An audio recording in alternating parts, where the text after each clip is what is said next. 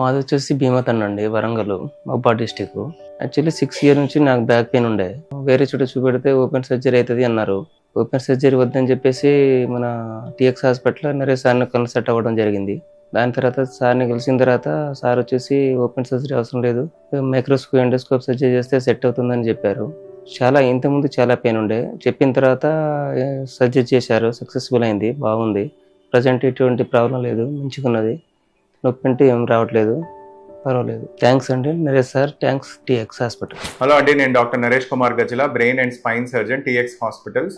ఈ patient almost severe pain తో వ్యవసాయం చేసుకుంటాడు. సడన్ గా బరువులు మోసేటప్పుడు బ్యాక్ అంతా పట్టేసింది. ఫస్ట్ 4-5 రోజులు ఇంటి దగ్గర లోకల్ గా ఏదో మెడిసిన్స్ తీసుకున్నారు, ఇంజెక్షన్స్ తీసుకున్నారు. అయినా రోజు రోజుకి నొప్పి పెరగడంతో, ఇబ్బంది కావడంతో లేవలేని పరిస్థితుల్లో మన దగ్గరకు వచ్చాడు.